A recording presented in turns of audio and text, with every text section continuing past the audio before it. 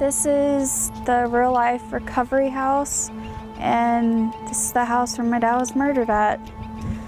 In April, we introduced you to Chastity Pulling and told you about her father, Robert Pulling. I don't think he belonged here. I really don't. Pulling suffered from schizophrenia, but somehow ended up here at a recovery house for people with substance abuse problems run by the Real Life program. His family says he was doing well. Got a really good job. He got his license back, and he was about to move out. Until he was found dead.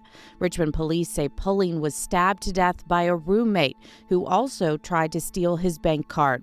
Despite a lengthy criminal history, Real Life had made Kevin Rice the house manager. Pulling's family can't understand why. The kind of person I believe should have been in charge is someone who has changed their life around for the good.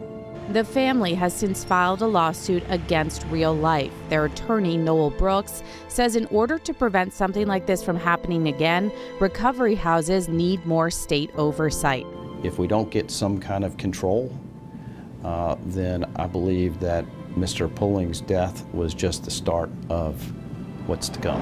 Currently, the Virginia Department of Behavioral Health and Developmental Services, or DBHDS, has a certification process for recovery house residences, but it's voluntary, and it's not actually the state doing the certifying. A recovery house can be certified through Oxford Houses of Virginia, a nonprofit that charters recovery homes, or the Virginia Association of Recovery Residences, otherwise known as VAR.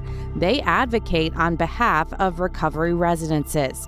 Real Life is accredited through VAR, and Dr. Sarah Scarborough, who owns Real Life, is the president of the VAR board. And they have suggested canons or ethical principles that these recovery homes are supposed to abide by.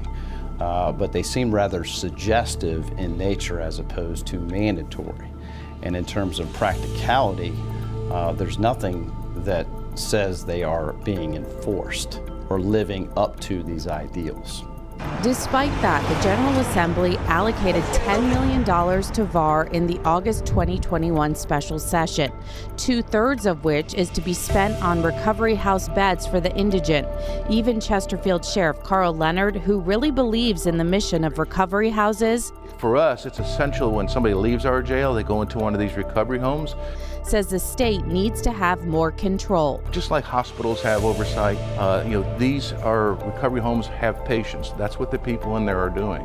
They're suffering from a disease, the disease of addiction. So VAR in itself isn't the end all for this, but it's a starting point. That's all it is. I think that the model that we have now is a model that's working very well. Anthony Grimes, the executive director for VAR, argues the state does provide oversight through DBHDS because they delegate the funding to VAR.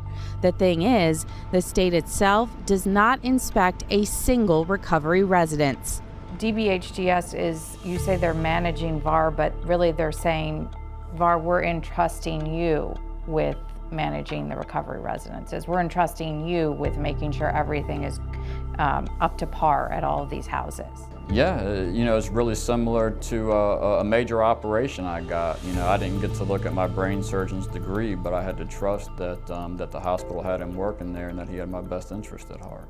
Tonight at 11, I asked the head of VAR more tough questions about what, if anything, VAR is doing to hold Real Life accountable for Robert Pulling's death, and why the public should trust that VAR is handling this situation fairly.